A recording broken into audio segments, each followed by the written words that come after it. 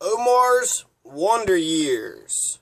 So Omar Mateen, the perpetrator of the Orlando Massacre, June 12th, 2016. He was born Omar Mir Siddiqui in the village of New Hyde Park in Nassau County, Long Island, New York, United States. He was born here in the United States, next to New York City, closer to Queens, in the village of New Hyde Park. He was born on November 16th, 1986. He is 4 years younger than me, 4 years and 8 months or so. Omar Mateen's parents had 4 children while they were living in New Hyde Park, Nassau County, Long Island. While they were living in New Hyde Park, New York, a neighbor said that the young family, the mother, father, 4 kids, 3 daughters, 1 boy, were so poor that they didn't have enough money to buy food and that the children were getting hungry. During Omar Mateen's childhood, Omar lived with a family of 6. His mother, Shala. And Shala is the woman that Donald Trump recently called a bitch. Shala's a bitch. That's what Donald Trump said, right? He called Omar a son of a bitch, so he is the son of Shala. Therefore, Shala is the bitch that Donald Trump, that's who Donald was calling a bitch. So it's a family of 6. All 4 of the kids are born in New York City, but by the time Omar is 5 in 1991, they're going to move. Okay, but every single one of the Mateen's children were born in New York City on this soil. So they all are American. Okay? So the 6 people, the mother, Shala, the bitch, according to Donald Trump, his father, Mir Siddiqui Mateen, who both Mir Siddiqui Mateen, the father and mother, were Islamic Pashtun, Pashtun, Pashtun immigrants from Afghanistan who immigrated to America during the 1980s during the Soviet-Afghanistan War. And then his 3 sisters. Omar Mateen was the second eldest child, and he was the only son of Shala's and Mir Siddiqui's family. The only Mateen who was a boy, but he actually wasn't a Mateen until 2006. Something with how their tradition is, he took his father's name, Mir Siddiqui, so it's Omar Mir Siddiqui. He was Omar his entire life, but he wasn't always Omar Mateen. In fact, he's only been Omar Mateen for 10 years.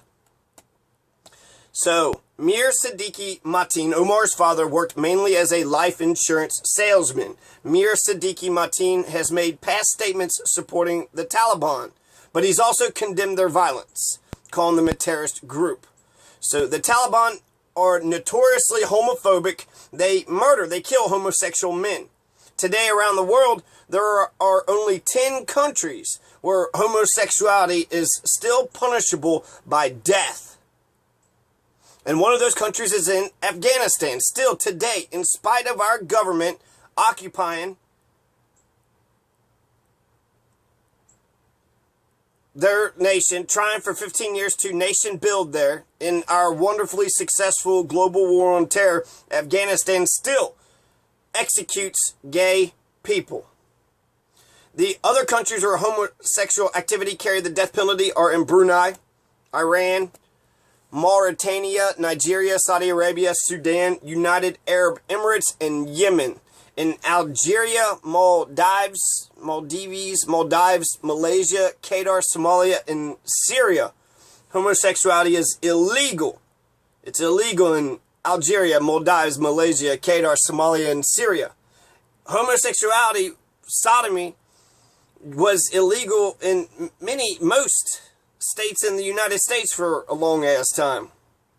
In one sentence of the Hadith, an Islamic holy text, it refers to same-sex intercourse, where Abdullah ibn Abbas quoted the Prophet Muhammad as saying, "Wherever you find those committing the sin of the people of Lot, kill the one doing it and the one to whom it is done." Does that mean rape? Even if you're being raped, so in prison, if you're being raped in prison, the person who raped you and the person who got raped, both of you all die? I mean, that seems like you're punishing the victim. No, it is. That's not seems. You are punishing the victim. Also, wherever you find those committing the sin of the people of Lot. That's Old Testament. The people of Lot, Lot's wife. And we're going to say what? Lot was the perfect Christian. Lot, his wife turns back and she turns into a pillar of salt for some reason. Right? Sodom and Gomorrah is on fire. And his wife turns around and God condemns her to a pillar of salt.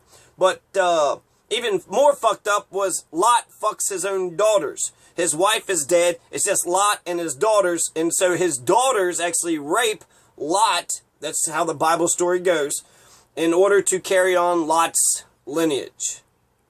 So, you know, the homosexuality in Sodom and Gomorrah, that was to be frowned upon. But incestual, I don't know how old his daughters were, but possible pedophilia, that's acceptable. That's okay. We're all going to do what Lot does, right? Lot is the man. And this is a passage that's from the Old Testament. So the Old Testament is a part of the Bible. So Christianity listens to the Old Testament. This is one of the religious texts of Christianity. So, you know, that's a book that they consider holy. 3 religions of Abraham are the Jewish religion, the Christian religion, and the Islamic religion. They all believe in one God, the Alpha and the Omega, the mighty and almighty, maker of heaven and earth, of all that is seen and unseen. It's also majorly fucked up that homosexuality is illegal in so many Islamic majority countries, but their prophet, Muhammad, their Jesus Christ figure, their central human who talked to God, who they all want to live in, act in accordance with, was a pedophile. Muhammad was a pedophile. Muhammad married Aisha. He was a womanizer. So he was killing people. He was having sex with everybody. But he married a little girl, 6 years old, named Aisha. He has sex with her when she's 9. So these countries, if anybody is Muslim, I mean, anybody that's religious, I think it's stupid. You're dumb. You're fucking brainwashed and it's fucking bullshit. Probably Stockholm Syndrome. Your daddy beat that dumb shit into you. But these countries, these Islamic majority countries, they say that love between adult men and adult women is revolting. So revolting, in fact, that when adult men or adult women love one another, that the consequence of that, right, the consequences, if you got to take consequences for your own actions. And the consequences of loving the same sex in a lot of these Islamic majority countries is death. But sex with children of the opposite sex is okay. I have to ask anybody that I find out that is Muslim what they think about that. What do you think about Muhammad being a pedophile? Muhammad married a 6-year-old, had sex with her when she was 9. Like, I don't even, like, that doesn't work. Like, that, she's not even mature. And Muslims believe that you're not even allowed to question Muhammad. You can't draw Muhammad. You can't represent Muhammad. Muhammad is just perfect in his ideal. Keep him, you know, you can't question him. So I have to ask Muslims, do you believe in pedophilia? How do you feel about Muhammad and Aisha? Do you think that's acceptable? Now, not all Islamic countries are anti-homosexual bigots. There is tolerance, but it doesn't seem like there's much acceptance. Same-sex sexual intercourse is legal in 20 Muslim-majority nations, such as Albania, Azerbaijan, Bahrain, Bosnia and Herzegovina, Burkina Faso, Chad, Djibouti, Guinea-Bissau, Lebanon, Iraq, Jordan, Kazakhstan, Kosovo, Kyrgyzstan, Mali, Niger, Tajikistan, Turkey, West Bank, State of Palestine, most of Indonesia, except in Aceh and South Sumatra provinces where bylaws against LGBT rights have been passed, as well as northern Cyprus. In Albania, Lebanon, and Turkey, there have been discussions about legalizing same-sex marriage. Homosexual relations between females are legal in Kuwait. and Uzbekistan. So there is some hope, right? In Kuwait and Uzbekistan, women are allowed to have sex with each other. That's okay. That is no problem with that whatsoever. It's the males, it's the men who need to be murdered and put down and criminalized, or shamed at the very least. So homosexuality acts between males in Kuwait and Uzbekistan is still illegal there. So the Quran, while it's unclear on homosexuality and its legal punishments, it's not when it comes to its immorality. And if you ask actually Christians, you know, they'll probably say the same thing. What should happen to gay men? Well, we don't know what criminal acts, actions, if they should be put in jail, put to death, or shamed. But we do know that it's wrong. Ask your Christians. Ask your Christians. There are Omar Mateens everywhere in America. They're this close from saying fuck it all and attacking people in a nightclub. Not for ISIS, but, for whatever, Tim McVeigh, right? You got white terrorists all over the place, actually. I mean, there's gun deaths all over the place. So, Shalom Mateen worked for a spat at the daycare center.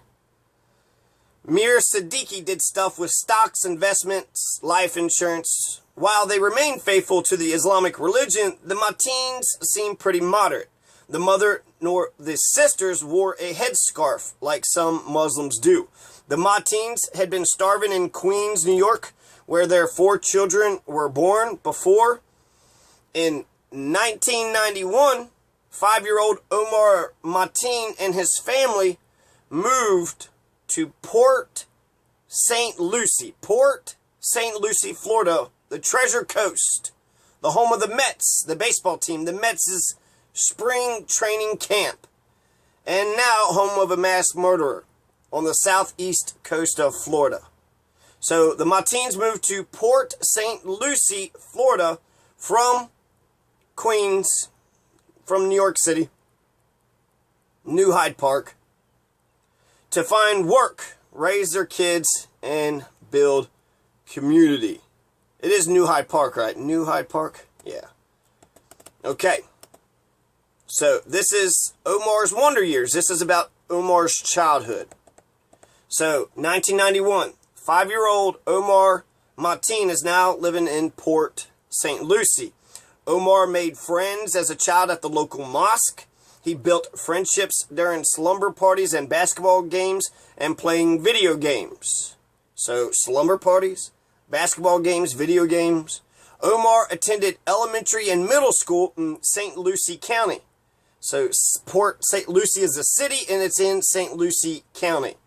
Omar Mateen's father, and it's on the southeast coast. Omar Mateen's father dropped his son off at school every day. Being that Omar was his father's only son, it seems like he was a daddy's boy, the apple of his father's eye. Between the years 1992 and 1999, when Omar was 6 years old to 13 years old, so when he just began school, his elementary school years, maybe 1 year of middle school, Omar was disciplined at school at least 31 times, mostly for mysterious reasons that nobody says what it was. But one reason was because he hit another student. So he did hit another student. Omar was constantly demanding attention, either as a goofball or a bully, and he regularly wore a gym shirt in high school that had his name on it, O Mateen. That's high school. So actually, I've totally fast-forwarded there. We're doing elementary and middle school right now. Okay, so in 1994, in the 3rd grade, in middle school, he's 8 years old. One teacher had said that Omar was very active, constantly moving, also verbally abusive, rude, aggressive. So this unnamed teacher said that Omar talked about violence and sex. So he's like a regular kid. And that Omar had his hands all over the place on other children, in his mouth. Which is, on other children, right? Keep your hands to yourself. But in his mouth, I mean, that's like a kid, right? It's an 8-year-old kid just doesn't know what he's doing. She's saying, I don't know if this is if she's quoted as saying this or if this came from the documents, but if she's saying all this, it's like, you're shitting all over an 8-year-old. Like, he's an 8-year-old. Okay, so the same teacher also wrote that Omar Mateen and another student were singing the words marijuana, marijuana rather than the school song Mariposa, Mariposa. So, clever, funny. Omar's parents since 1994 had been a party to at least 8 civil lawsuits in St. Lucie and Martin counties.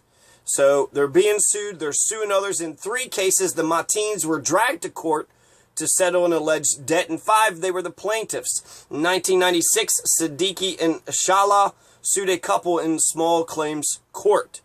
So, 1994, this would be when he's 8 years old. This would be when he was, supposedly acting up in the 3rd grade. His parents are being sued. In 1996, when Omar was 10 years old, Kathleen Zurich, who taught Mateen in the 4th and 5th grade, characterized him as a bully who called classmates ugly and gay and often would paint himself as a victim. So he's being bullied and he's bullying. Kathleen Zurich also said that he had a softer side. So according to Mrs. Zurich, if that's still her name, Kathleen Zurich, I remember there was Flynn, then Wilson, and then, I don't even know, Hernandez.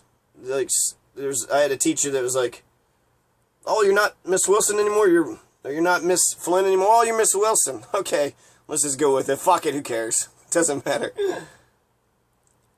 But she said that he was like Dr. Jekyll and Mr. Hyde. There was a good side, there was a bad side to him. During Omar Mateen's middle school years from 1997 to 1999, Omar Mateen struggled in school mainly because he couldn't speak English well. He stayed in English for other language speakers throughout all middle school. When Omar was 12 years old, school administrators moved Omar Mateen to another class in order to avoid conflicts with other students. In 1999, Siddiqui, Omar's father, was sued by his employer, Equitable Life Insurance, saying they failed to make good on his own disability insurance policy after he became unable to work following an automobile accident and alleging they harassed and intimidated him while he sought payment. So his employer, Equitable Life Insurance, he had a claim of disability and they weren't making good on it. They harassed and intimidated him. How dare you try to get money from this insurance policy that you paid for? That's what insurance companies do, right? Take your fucking money, and if you try to claim, nope, we don't accept that claim. Well, I'll sue you. Well, fucking see you in court. Haha. Waste your damn time, right? Man, insurance. Fucking love insurance. So when Omar was 13 years old to 15, between 1999 and 2001, he was suspended for 48 days for 15 different infractions. So he seems to be having a lot of trouble in school. He seems to be having trouble around these teachers who believe in 100% compliance, shut up, sit down, who don't care about his home life, who don't care about his future life. Just shut the hell up and do as I tell you when you're in this class. And then we'll be okay. If you just shut your damn mouths, do as you're told, be obedient. That's all the teachers gave a damn about. When the Mateens moved to a different school district in Omar's 8th grade year, he was suspended for 25 days there. Omar's middle school teacher wrote a letter to Omar's father, writing that Omar's attitude and inability to show self-control in the classroom created distractions, became a main source of difficulty for him. Unfortunately, Omar has great difficulty focusing on his classwork since he often seeks the attention of his classmates through some sort of noise, disruption, or distraction. In other words, he wasn't doing as he was told. He wasn't being a little slave bitch to the fucking teacher. In 2001, Omar had gone to Martin County High School for at least a year. But when Omar was 14 years old, he got into a fight with a fellow student in his math class at Martin County High School in Stuart, Florida. And I would love to know the details to this because this changes his life substantially. He's going to write about this later on. But he gets into a fight when he's a freshman, when he's in Martin County High School, when he's sitting in math class. He was being bullied. He got picked on for being Muslim a bunch. He has to do his Muslim shit because you got to listen to your stupid-ass parents. And when he's doing his Muslim shit, he's getting bullied and harassed by these asshole kids who are all being oppressed collectively. It's easier for one slave to attack another slave instead of uniting in solidarity and going after their main oppressors. But after he gets into this fight in math class in Martin County High School in Stuart, Florida, he will be convicted in juvenile court of battery. And after that fight, Omar Mateen is transferred to St. Lucie West Centennial High School. This is a school where disruptive students go. One of the students who's going to talk about how he laughed about 9/11 didn't want his name printed in the newspapers because he didn't want to be known as the guy who went to St. Lucie West Centennial High School. He was a troublemaker. He was violent, crazy, couldn't sit still. So fuck you, you go to, it's like a prison, basically, a prison school. He didn't want his name actually mentioned. This is where Omar Mateen is transferred to, the St. Lucie West Centennial High School. And we'll carry on more with this in the second part.